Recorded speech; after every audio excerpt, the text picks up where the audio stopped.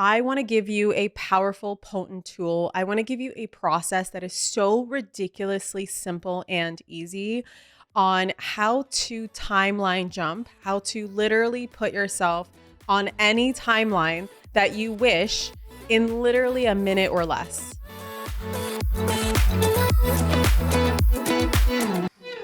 Hold on a second. Before you get into this episode, what if I told you that the hottest post-New Year's Eve party isn't some glitter-filled soiree, but a 5-day live celebration where you go from simply setting goals to actually manifesting them?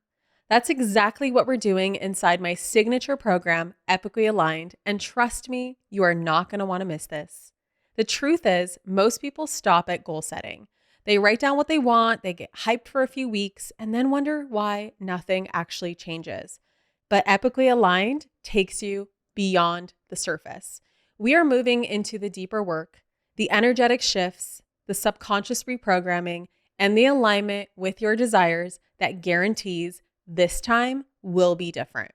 Forget about wishful thinking or resolutions that fizzle out by February. I am giving you a proven step-by-step process to recalibrate your energy, clear out the blocks that are holding you back, and create an aligned game plan that magnetizes your goals to you in 2025. Are you ready to make 2025 the year where everything just clicks for you?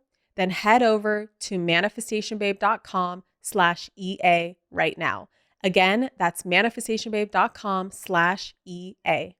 Hello, my gorgeous souls, and welcome back to another episode of the Manifestation Babe podcast. I know it has been a while. It seemed like I just dropped off of the face of the earth, but honestly, you guys, this podcast break that I've taken the last couple months has been so good for me. I went on a streak, like I promised, of uploading weekly episodes for an entire year. And I did it. I probably did like 11 and a half months, to be honest, but I did it. Okay. I'm just going to consider it done. And I've just learned that my style is very much working with the energy of inspiration rather than the energy of pressure. That is just how I am built. I am not one of those people that do better with pressure. I am not one of those kids in school that could write an essay at 3 a.m. the night before it's due and perform my best work. Like, girl needs some time. You know what I'm saying? Girl needs some inspo, some time, some energy to flow through. So anyway, I am so excited to be back. I hope that everyone is having a beautiful holiday season, whatever it is that you celebrate. Merry Christmas, Happy Kwanzaa, Happy Hanukkah, Happy New Year. I cannot believe that this year is almost over. And honestly, you guys, like, thank God it's almost over, because I don't know about you, but 2024 has been the most emotional year of my entire life. I swear to God, there have been months where I have cried every single day of that month. It has been insane. There have been so many identity shifts, identity crises, lots of mental turmoil, lots of questioning everything, lots of shamanic deaths. And I am just in a really good place right now. So I figured I would pop back on the mic, especially since I faced one of my greatest fears in this whole wide world, which is public speaking. And I just spoke at BBD Live very recently. In fact, it has something to do with the stories that I'm going to be telling you today. So I'm super proud of myself. And now I'm back in my office on this mic, and there are just 2 cameras looking at me, and I don't have a whole audience, which is a lot less pressure. So I'm way more in my zone. Well, the cameras the cameras are still something I'm getting used to. I'm used to podcasting and talking to a literal wall. Okay. That's how I've been podcasting this whole time. The cameras are new to me, but anyway, I digress. You guys, I can go on a million different tangents, and I want to stick with the plan here because I have some stories to share with you. It's going to be story time with Catherine today.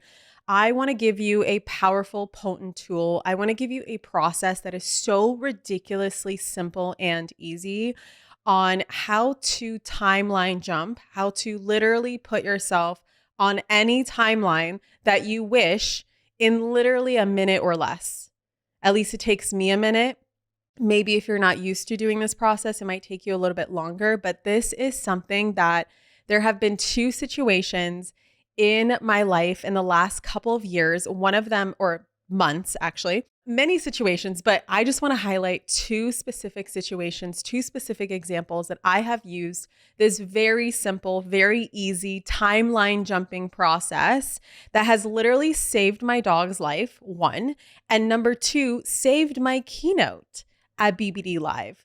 If you're not familiar with what BBD Live is, it is an event that's put on by one of my really good friends, James Wedmore. It's called Business by Design. It's a program that he runs, and he runs a live event to go with that program every single year. Before I share the stories, you guys, before I share this process that I am so excited to give you, especially because I think this is the best way that we can end the year on this podcast and start the year on this podcast by you literally learning how to quantum jump, how to jump on any timeline, how to shift into any reality that you want to shift into quickly and easily and effortlessly. Okay? Before I dive into those stories, though, I do want to share that I am hosting one of my favorite programs of the year called Epically Aligned. So if you want to learn how to create, how to manifest your New Year's goals in a way that actually works, in a way that is in alignment with manifestation, not with those like 3D goal setting, super logical, tangible, reverse engineering, here's step one, step two, break it down. Every day you do something, very robotic kind of goal setting programs. Epically Aligned is all about activating the power of timeline jumping, quantum leaping, and manifestation. I invented this process back in 2016. I will share the story with you inside of Epically Aligned if this is something that you're interested in jumping into, because it is so freaking good.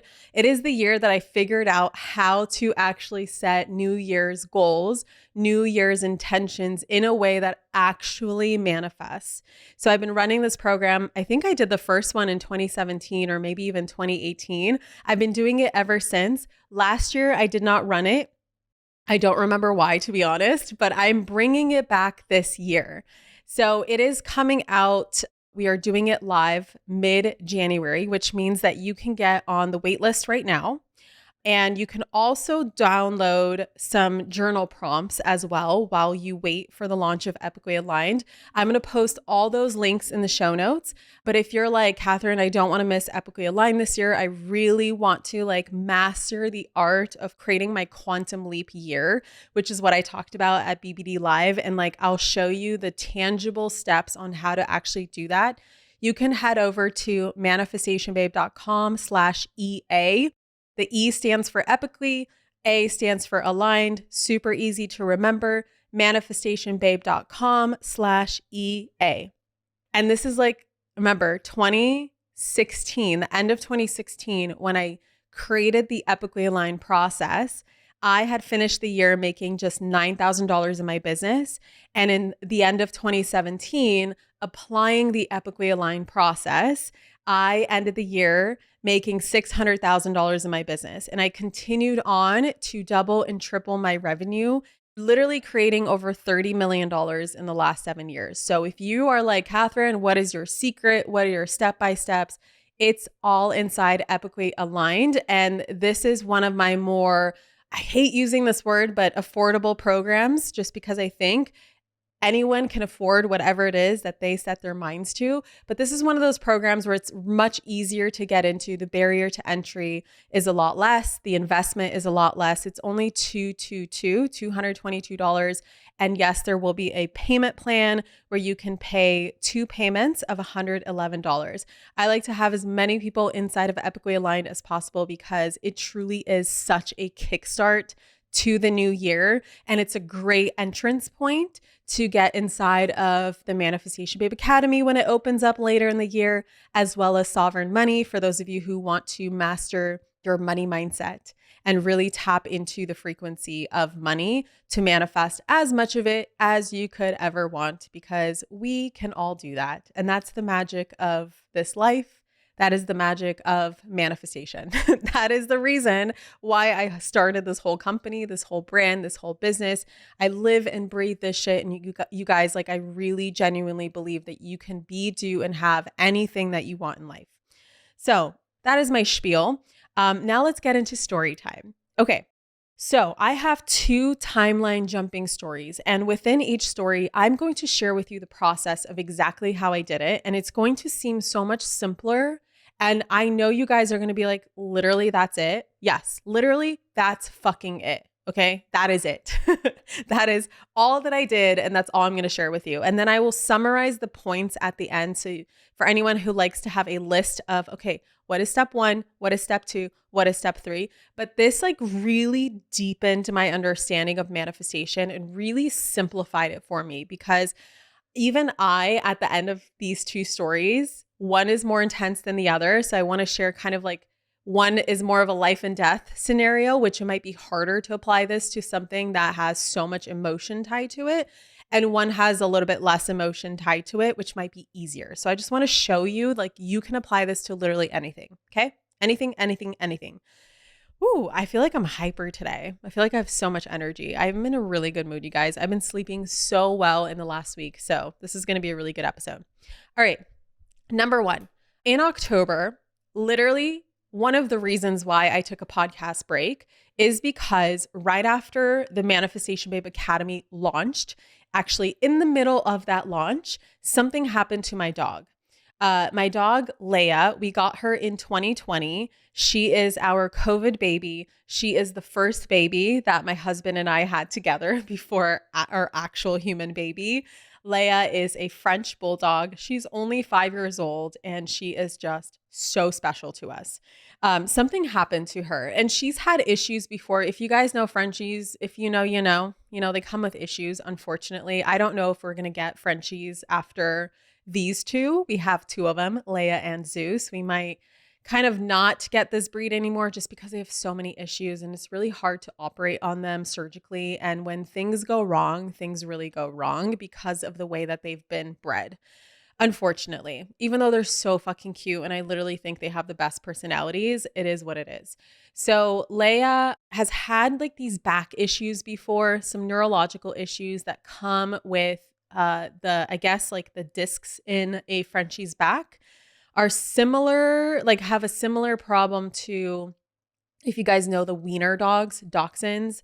I forget, I think it's called IVDD or something. And don't ask me what it stands for. I just know that like there can be some slippage. Okay. And we've noticed that before. And it's something that either needs to be taken care of surgically or can just like kind of heal on its own or go away, or at least the symptoms go away. Now, I'm not a fucking vet. Okay. So don't quote me on this. Do your own research, but that's basically our experience with it. So we thought that was what's going on. One day we just noticed some symptoms where actually the scariest symptom, which we didn't connect to, for some reason we thought it was like, oh, maybe it's her IVDD flaring up. We just noticed that Leia wasn't around us all day. It's like, we live a busy life and we have a toddler in our house. So our house is always moving. There's always moving pieces. Like our toddler is just running all over the place, doing his own thing, playing with his games and toys. And our dogs are just kind of like in it and just, in our lives, sleeping most of the day. And then in the evening, they're kind of like, where's the food? We're ready to play and eat. So my husband and I were like, we haven't seen Leia all day. Where is Leia? We've seen Zeus, but where's Leia? And that's when we noticed that she was on the couch and she was like turned away from us and not responding to her name. And so that was very concerning. We kind of like shook her, woke her up. She did end up waking up, slowly came to get her dinner, but really wasn't eating. And so I don't want to give you guys every single detail, but basically, long story short, we took her to the vet. Vet said she's fine, gave her some medication. The next day, we had her sleep in bed with us. I had kicked out our dogs from our bed a couple weeks prior to this because they annoyed the shit out of me. They're always trying to stomp on me in the middle of the night. They sleep on my head. It's like a love-hate relationship because they're so cuddly and I love having them in bed. But at the same time, if I'm not sleeping well, I'm not a nice person the next day. And I get so irritated with them in the middle of the night to the point where I'm just like shoving them off the bed or shoving them onto my husband. So anyway, this particular night, just my intuition was like, let's have her sleep in bed with us. And she was alone without Zeus. Zeus we put in the crate.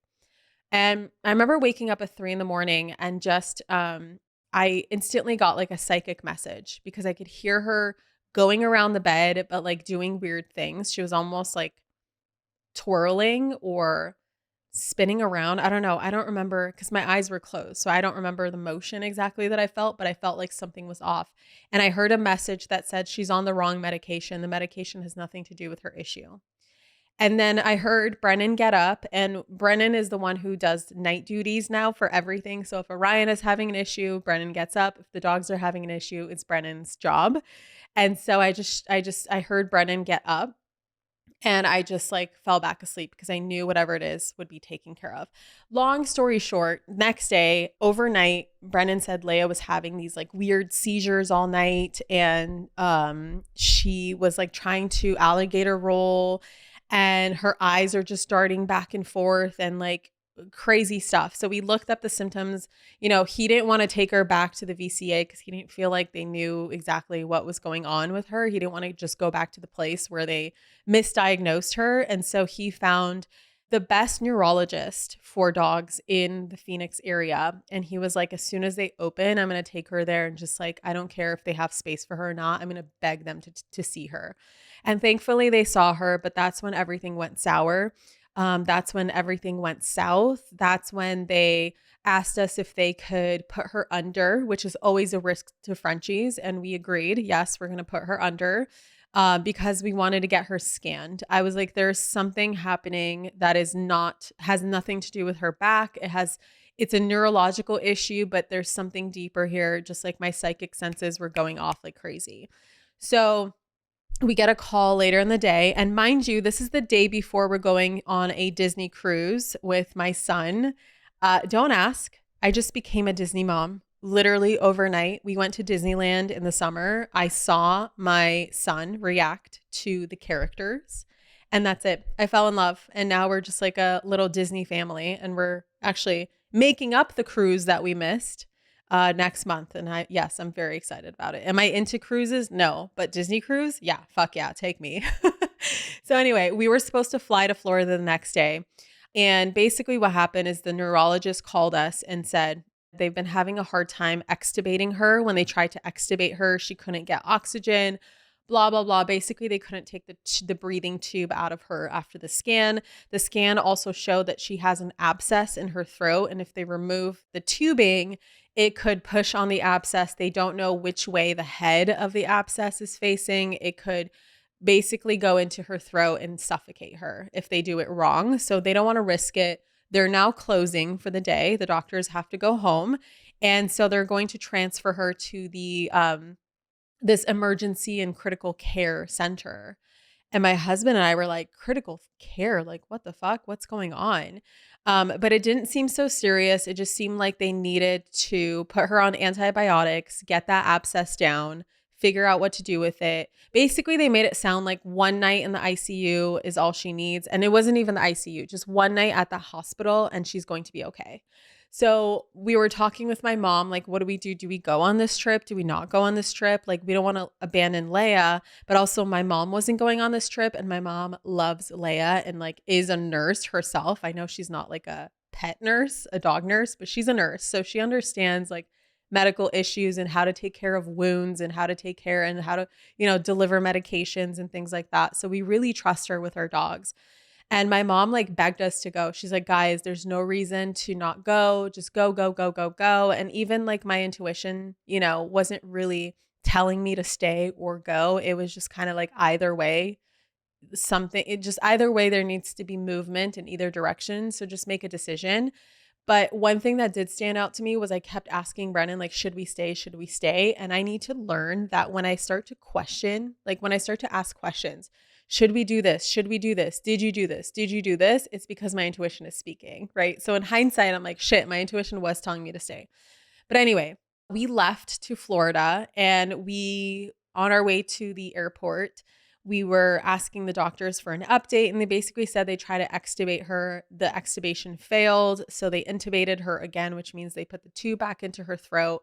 and they're just going to wait it out and see if they can do it later. So far, no progress. The antibiotics are, flowing through. So hopefully it brings down an infection. And I forgot to mention this part. The infection came from a deep inner ear infection that has been chronic and going on for years.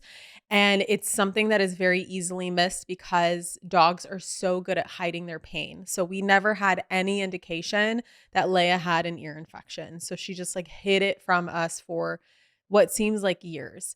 And so we get to Florida, and when we land in Florida at the Disneyland hotel there, which I forget, I think we're staying at the Contemporary Resort, which is right by the Magic Kingdom Park. We finally checked into our hotel, and Brennan and I are crying now because we're like thinking, oh my God, what if we never really said goodbye? What if we lose her? Oh my God, what's going on? And from that point on, every single update that we got, now Leia is in the critical care unit. She's in the ICU, and every update we got from that point on was just negative, negative, negative, negative. Like, we can't extubate her. We can't extubate her. Every time we do, now the abscess ruptured. Now it's overflowing in her mouth. We have to suction it out. It's just like a fucking mess, right? That night, Brennan and I are just hysterical because this is our first baby. We didn't expect to lose her so quickly. We didn't expect to lose her at all. We thought that she would just come home the next day and my mom would just give her, antibiotics, help clear the infection, help clear the abscess, and she's all good and she'll come home. But it was all the complications that happened that kept her in the ICU for so long. So overnight, we got at least 3 different phone calls. None of them had good news. And then the next morning, I was like, Brennan, I can't go on this cruise. Like, I can't. Like, at the very least, we have to say goodbye to Leia, right? Oh, I forgot. Hold on. I went a little too fast. So it's still the nighttime. Okay. So Brennan and I are still questioning, are we going to the park tomorrow? Are we not going to the park? Like, are we going to fly back home? Are we not? Whatever. Like, what are we going to do? And my mom kept saying, no, she's going to be fine. She's going to be fine. She's going to be fine. You guys don't worry. Like, don't feel guilty. Like, go and have fun. Even though it was impossible to have fun at this point. And so I remember Brennan and I are just both sobbing, and I've never seen this man cry so hard in my entire life. And I couldn't bear the thought of losing Leia because she is my soul dog. She's someone I'm very spiritually connected to. She's come through so many of my meditations, so many of my plant medicine journeys. She's someone who can read my thoughts. I'm not even joking, you guys. Like, she can sense when I'm upset. And before I even start crying, she's already hovering over me, licking my tears, like ready to lick my tears. Very spiritually in sync with her. And I was like, there's no way. Like, there's no way I'm going to let go of this 5-year-old dog who is still so young, who is so healthy, aside from, of course, the ear infection. And so I literally looked at Brennan and I said, Brennan, I'm going to lead us through an exercise right now. And I need you to do it with me. And we are going to fucking quantum jump onto a new timeline. We're not letting her go. Nothing bad is going to happen to her. We are going to save Leia, but you need to like seriously hunker down and do this energy work with me. Are you in it on it? Like, are you down to do it? And he said, yes, of course, because this man gets me now. He didn't at first, but he definitely gets me now. And he trusts me with this energy work stuff. So here's what I did is, again, remember, like, this is Saturday night while we're at the Disney parks. And I led us through this exercise where, first of all, we decided that we're going to quantum jump. We decided that we're going to timeline jump. We're going to go on the timeline where Leia lives, and we have her in our home. And we are now talking about how in the past, at some point, oh my God, do you remember that time we almost lost Leia? Like, holy shit, that was so intense. That was so insane. But oh my God, she's here. She's safe. She's home with us. She's a fucking walking miracle. That is the intention I set. That is the decision that I made. And so then I asked Brennan and I to create a scene together. So the scene was, there's a specific run that Leia does when she's excited. It's like this 3-legged run where she lifts kind of one leg, or it's like a pirate run. I don't know. She kind of like pretends one of her legs doesn't work and she runs like that. And it's like a little hop and a skip, and it's so freaking cute. And then she does this like little look at us when she is excited about something. And we both of us agreed on a scene where we would be having a conversation of like, oh my God, look at Leia. She's a walking miracle. Can you believe she's here? I can't believe she almost died, but she's here. She's alive. Like, look at her. And so Brennan and I held those feelings. I asked both of us to tap into what we're going to see, what we're going to hear, and what we're going to feel, and feel as if it's already done. Feel as if it's already done. This is it. This is the only option we have. This is the only reality that's going to happen. And no matter what update we get from this point forward, no matter what happens from this point forward, this scene is going to happen. This scene is going to be lived by us because we just created it. And the mind doesn't know the difference between what's real and what's imagined. And whatever intention you set, the universe cannot help but receive the instructions, receive the directions to create whatever it is that it has been intended on creating. And so, again, all these years of knowing this stuff, really, like, I've never applied it to something like this before, right? I was like, I don't know, like, can this work? I feel so out of control here. It's not like I'm manifesting a specific dollar amount that I feel so confident in manifesting now. It's not like I'm manifesting a new car or a new home or anything like that. It's not like a material object. Like, this is literally saving my dog's life. Like, can I do this? And so both of us, we set the scene and we sat with that scene for, I don't know, 30 seconds. 30 seconds is all it took for us. And we agreed. Again, I told him, remember, no matter what happens, you have to know that the scene will happen. So even if it feels like or seems like it's not going to happen, I need you to understand that at some point in the future, it is now inevitable that the scene will happen. And that certainty is crucial in timeline jumping because the version of you who's already living that scene, they're not questioning if the scene has happened because the scene has happened. Do you see what I mean? They're not questioning a memory that is forever etched into their reality because it actually has happened. So in order for you to actually be that version of yourself who's in that new reality, you have to have that certainty. So then guess what, you guys? Every update that night got worse and worse and worse. And the next morning, I was like, Brennan, we have to fly home.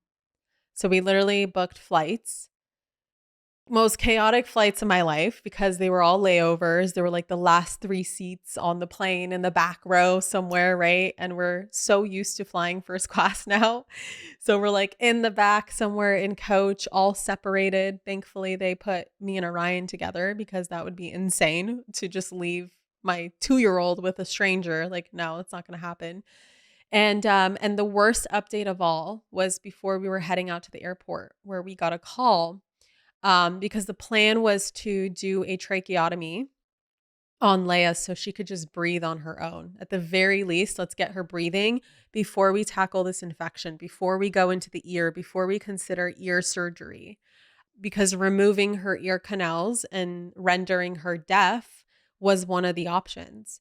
So first things first, we got to get this girl breathing because she's at her cutoff point. We don't want to intubate her for longer than 72 hours. And we're approaching the 72-hour mark. And it's going to become more and more dangerous because she's at risk of catching pneumonia now, which is not going to help her infection at all. It's just going to add to the infection. And the antibiotics she has is already the strongest antibiotics there are. So in preparation for the surgery, we then get an update that says her blood pressure just dropped severely. And we're doing everything in our power to get it up. I'll never forget this update. I remember being on my knees begging God to not let her go. And we cannot perform the surgery until her blood pressure goes up. And I remember thinking like, oh my God, what if we do have to let her go? Like, what if this is it? Again, really fucking testing the faith, right? In my timeline jumping exercise that I did the night before. And so with a lot of prayer, with a lot of energy work from my shaman, just surrounding her with saints and angels and just gathering her strength for the surgery. Thank God the surgery was successful. And I had one of my intuitive friends do a Reiki on her and essentially read her thoughts. And in her thoughts, she kept asking, "Where's Catherine? Where's Catherine? Where's Catherine? I don't know where Catherine is. I don't want to be here anymore. And I'm losing my strength. And I don't know if I could fight this any longer. Where is Catherine?" And I remember being like, oh my God, she misses me. She wants me. I never got to say goodbye to her. I never got to even talk to her since she's been in this ICU. And so on our way home, we were able to have a FaceTime with her before she went into surgery because my mom went to the hospital to visit her before her surgery, just in case anything happened during surgery, my mom could be with her by her side while we're flying home. And Brennan and I are talking to Leia, and my mom is saying like her eyes, like she's very unconscious. She's basically put in the medical coma. But she was responding to her voices. And I swear to God, that's what saved her life because it gave her the strength to be able to go through the surgery. And then the surgery was successful and she was breathing on her own. And we got to visit her that night. And then every single update from that point on was just positive after positive after positive. And yes, we had to remove one of her ear canals. But what is so cool was that the other infection on the other side wasn't as serious. And it could be something that could be remedied through oral antibiotics and certain medications. So we were able to save half her hearing. And there were supposed to be a lot of issues with her neurology where she would be very dizzy, probably wouldn't walk very well, probably wouldn't have function of her legs, like all kinds of issues that were supposed to happen, right? But guess what? We picked her up from the ICU. She was in there for 8 days. We went to our first she now sees a dermatologist, a neurologist, and the surgeon to remove her sutures. So she saw 3 doctors like a week after we picked her up from the ICU. And all of them, especially the ones that didn't meet her in the ICU and were like meeting her for the first time and just they were reading her chart. You know how doctors will read like the surgical report, the chart, just to catch up on what's up with the dog before seeing them. And they were like, "I'm sorry, what?" She is totally normal. Like, yes, she lost half of her, the function of half of her face is like kind of paralyzed. She doesn't blink with one eye. So we have to put eye drops in there. And yes, she has a little bit of a head tilt because the abscess essentially pushed on cranial nerves that then created some issues, but they strongly think that she'll regain function of that because she's already regained so much function.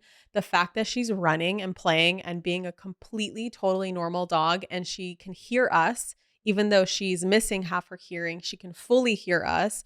And it's funny, she's so smart. Like she literally will test us and pretend that she doesn't hear us, but we know that she does because when there's food involved, we will use the same volume and she'll hear us. So it's like, duh, Leia, come on. Like you're just fucking with us at this point.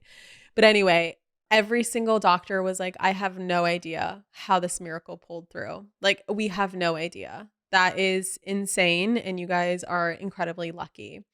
And a week after that, once Leia's, like she had a big chest wound, right, from the tracheotomy that had to heal on its own. And she had a bunch of like scabs on her paws because of all the fluids and stuff that they had to give her. And then she had her ear, surgically, like the canal surgically removed. So she had all these wounds that of course had to heal. But after they were healed, guess what?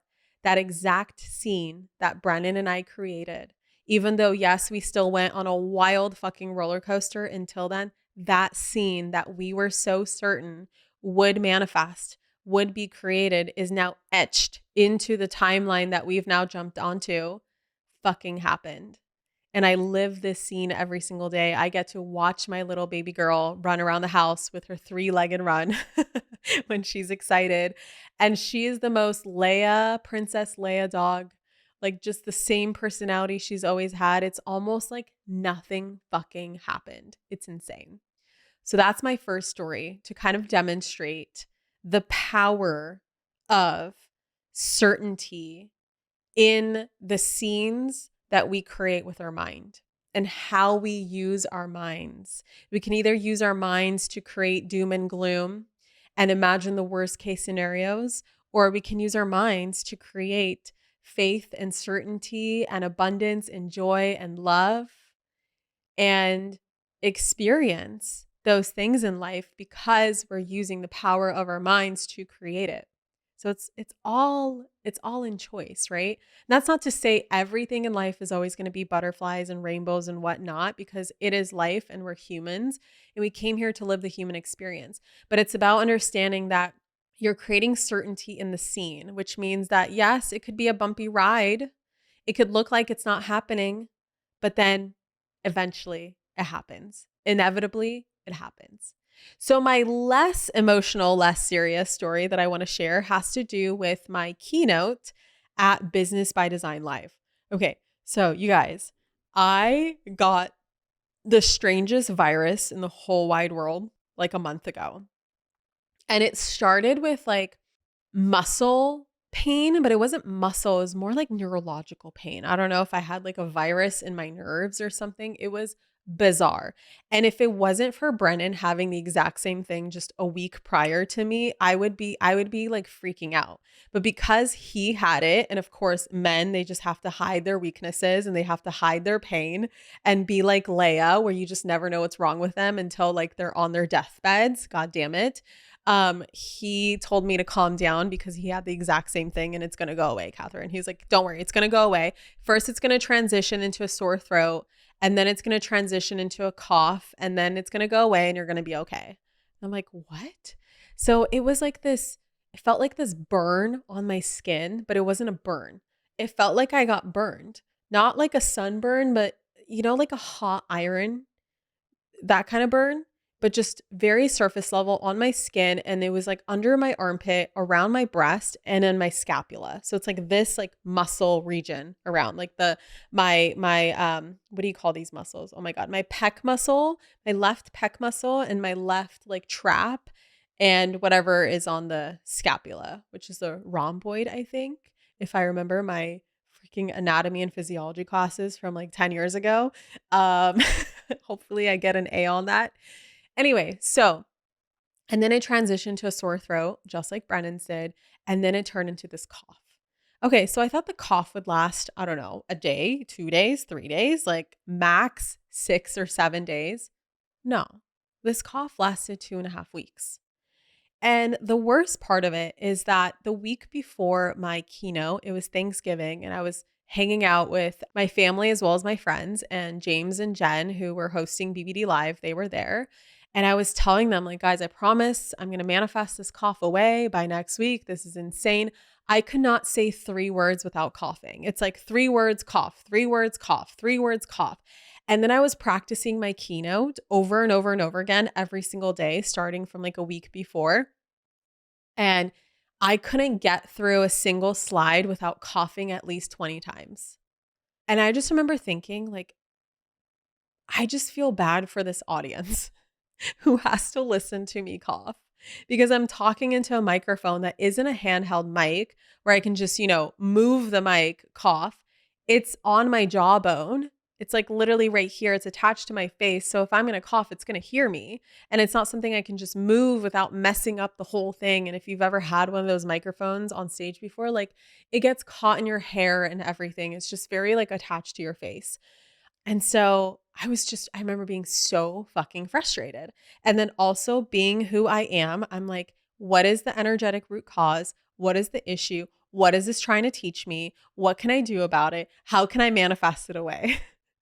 So here's what I did. This is kind of besides the point because I did do a timeline jumping exercise, but one of the cool things I did was I've recently gotten into internal family systems, which is parts work. And I decided to talk to the part that is coughing. This is about 2 days before. So I was very frustrated because the next day I had a panel that I was speaking on.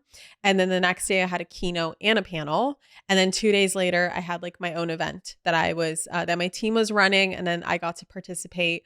But thankfully I wasn't doing any speaking, but still, like I'm still talking to people, right? And again, I wasn't sick. It was just a leftover dry ass cough. that just felt like there's a squirrel sitting in my throat, just tickling my throat and making me cough. It was so frustrating. So 2 days before, I had the beautiful Sam Harper come over to my house and do a sound healing for me and my husband. And I told her to do throat chakra specific stuff because we need to clear this shit, right? I need it cleared by tomorrow. Sam, help me. Please help me. And it was during the sound healing that, first of all, she said it wasn't for my throat chakra. It's actually an old subconscious pattern that is rooted in my solar plexus, and it's like kicking up dirt, and I'm feeling it in my throat. And so I'm trying to cough it out. And she's like, it's actually good that you keep coughing and you don't hold it back because it needs to just be released. So that was cool. But then during the sound healing, I connected with the part of me that's coughing. And this part of me that was coughing was this little girl who wanted to know if I would love her, even if she fucked up my keynote. I literally saw this little girl and she was like, would you still love me if I messed up your whole keynote by coughing through it? Because she knew how important that keynote was to me. And this part of me, I guess, I don't know where she comes from, but I think she's rooted to like where my initial fear came from. Public speaking started at a very early age when I got laughed at by a bunch of kids in first grade when I was presenting in front of the class. And I just like made a decision that this means I should never talk to people like in an audience format ever again. And thank God I didn't listen to that fully because, oh my gosh, can you imagine if I let that hold me back up until now? Oh my God. So anyway, I just remember talking to this part of me and being like, yes, you know what? I would still love you. And then I made this promise to myself that even if I coughed through my whole keynote, because I literally couldn't hold it back, you guys, I could not turn it off. I swear to God, I could not turn it off. It was just something so automatic. But I remember just making this promise to myself that when I get off stage, I would be proud of myself no matter what. Even if I cough through the whole thing, I would just let it be. And so my smart ass thought that, oh my God, I had my breakthrough. I addressed the breakthrough. Now I'm going to stop coughing. Did I stop coughing? No. I kept coughing through the next day. I went on my Q&A panel at Kate Northrup's mastermind. Fucking love Kate Northrup, by the way. She is incredible if you don't follow her yet. She's also very woo-woo and into manifestation and into money manifestation and nervous system regulation and all the things. Massive shout out to her. So I went to her mastermind and we did like a little Q&A with her BBD focused mastermind. I was coughing through the whole thing. And I just made a joke out of it. And I just said, sorry, guys, like it is what it is. And everyone, like we all had a good time. I had a fantastic time there. It seemed like the attendees had a great time. I had a lot of great feedback afterwards. So, that made me feel better about the next day because even if I'm coughing through it, it's not a big deal. And so the next morning I woke up and I told my makeup artist, I'm so sorry, I can't have any conversation today. I really need to save my voice for my keynote because I'm already struggling with this fucking cough. And she's also amazing, Kelsey from Kelsey and Beauty.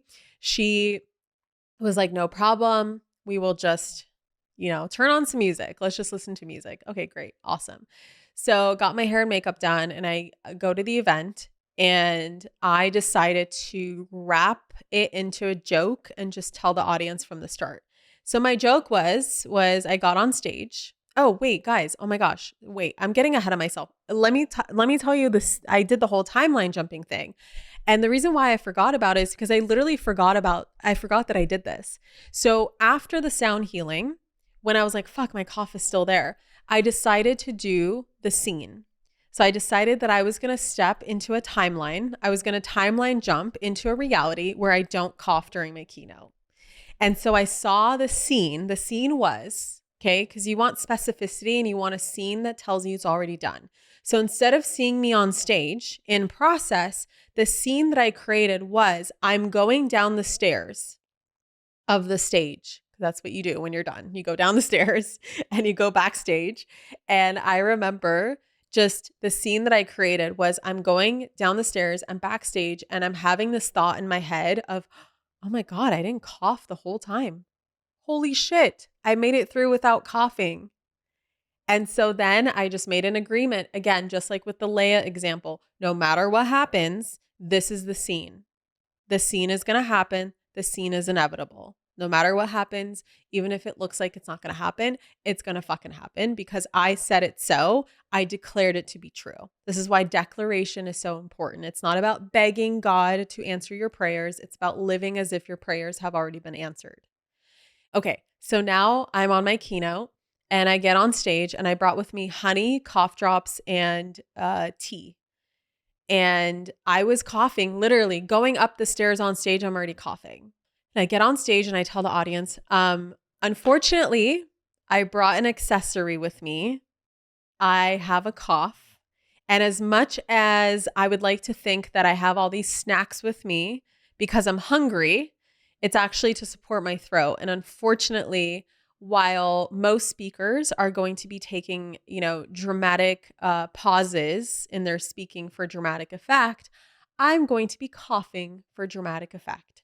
And thankfully, the whole audience laughed. I turned into a joke. So, okay, it's out there, right? Please forgive me.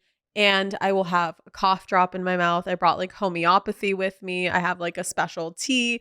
I took so much cough syrup, you guys. I don't know if like it's even legal to take that much cough syrup, or is my body okay on that much cough syrup? I don't know. But I just went straight Robitussin, like downing Robitussin before my performance. So then I get into the keynote. I get into the vortex. I get grounded. I'm in it. Things are flowing. Things are flowing. I'm not even thinking about anything except for connecting with the audience and just saying the words that I want to tell them. And it wasn't until I did a meditation for them. So I spoke for 45 minutes, and then the last 15 minutes, I had this plan to do a meditation for them. And right as I was about to start the meditation, I remember waiting for the music to start. It didn't start at first. I'm like, hello? Is music going to come on? Because I told the AV team, like, this is the slide and I'm going to say this. And then the music didn't go on. And I'm like, fuck. Anyway, so I grab a drink of tea. And I remember saying out loud to the audience and being like, guys, I haven't coughed once yet. And I could hear the audience also being like, yeah, no, you didn't. Like people in the audience just kind of like clapping. And I remember being like, whoa, what the hell? So anyway, go through the meditation, essentially grab my phone because I had it perfectly scripted out because I only had so much time on stage. I needed everything to be by the books because that's the agreement I had with James. Like, don't worry, 55 minutes max. And then I get off stage. I forgot, you guys, I forgot about the timeline jumping. I forgot I did that whole process. I get off stage and I start coughing again. So before stage, coughing, on stage, not coughing for a whole hour, 55 minutes. And then I get off stage and I'm coughing again. Like nothing fucking happened.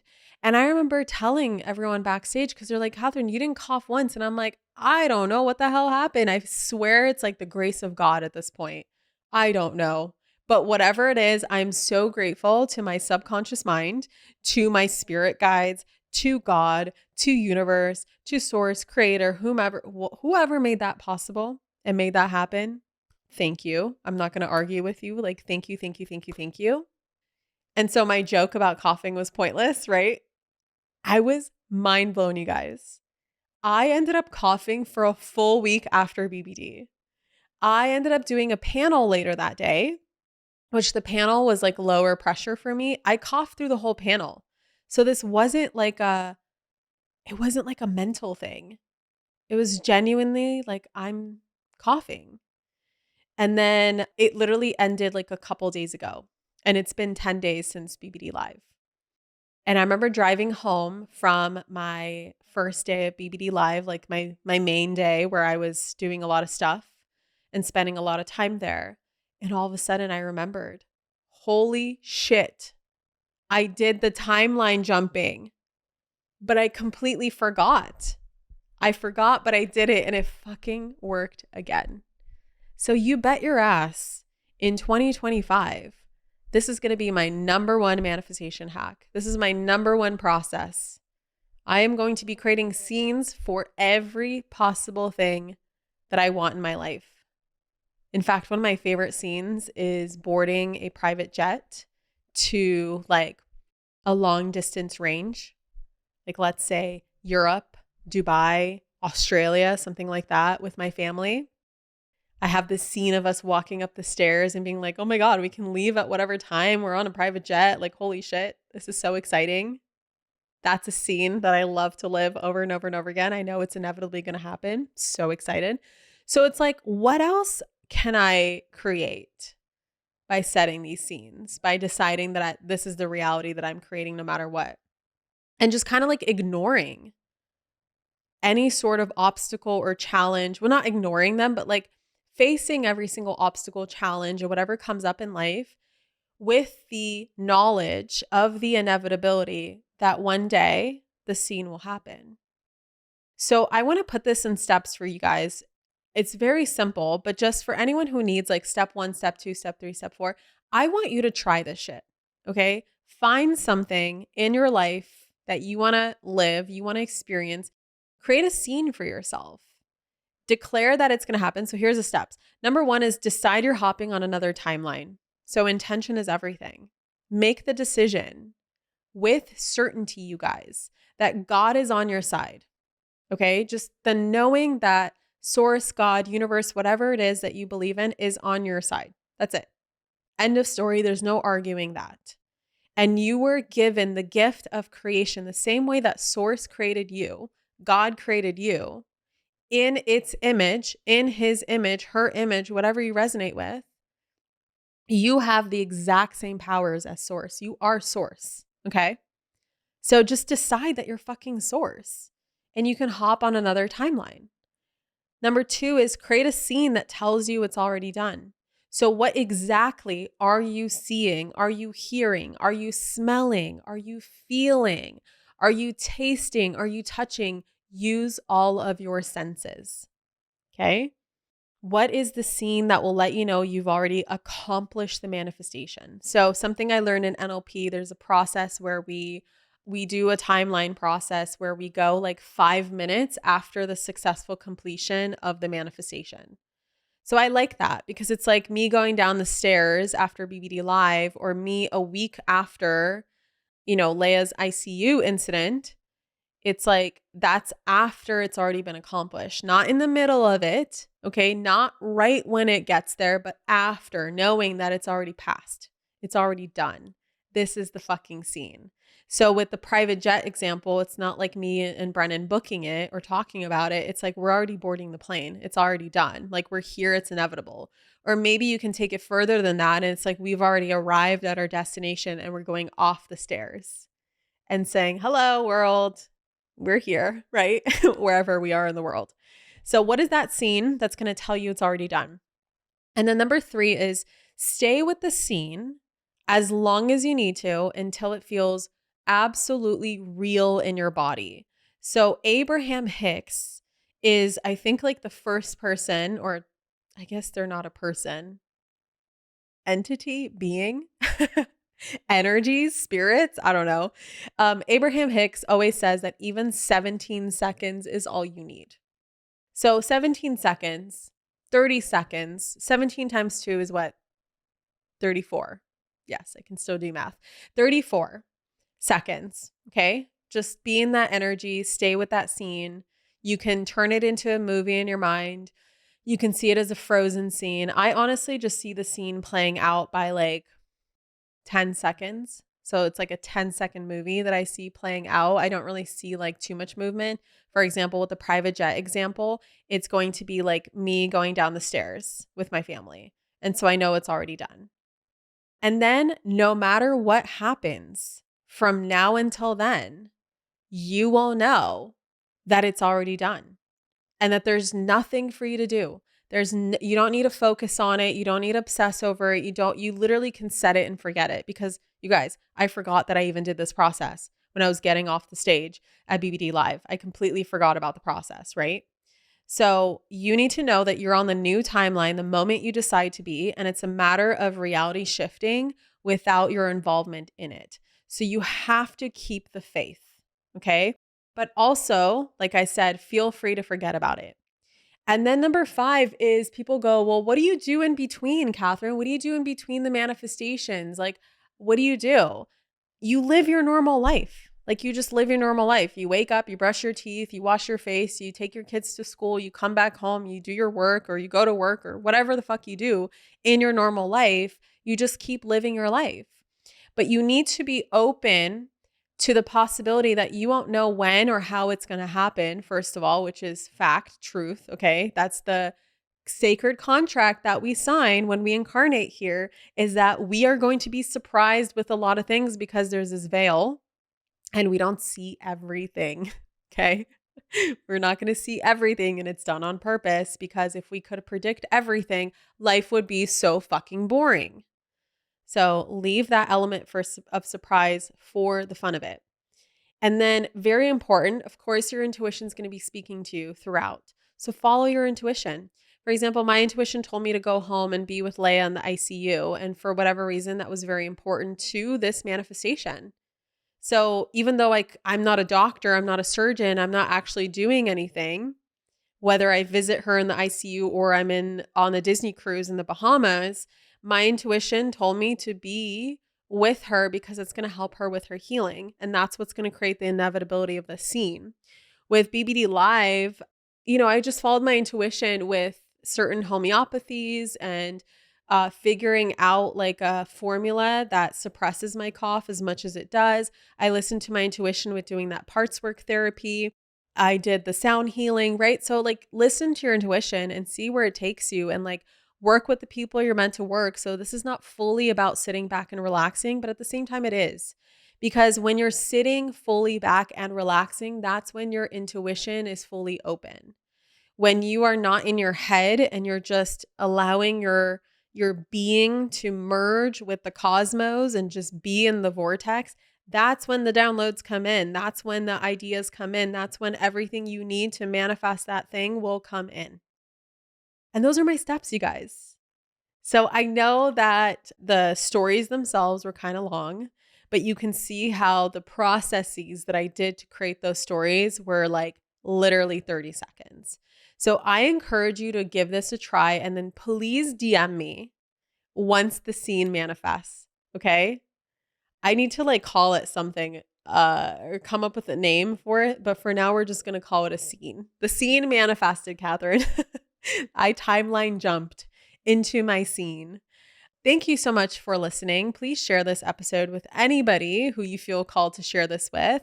And come be a part of my New Year's 5-day live party, Epically Aligned. I cannot wait to apply this shit to your whole year. Can you imagine 12 months of this shit? Can you imagine just the tools and the processes and the formulas and the stuff that I give you inside of Epically Aligned, just applied over a 12-month period, how dramatically different and elevated your life is going to be by the end of 2025 versus the end of 2024. I cannot wait. I love this program so much. So I hope you join me.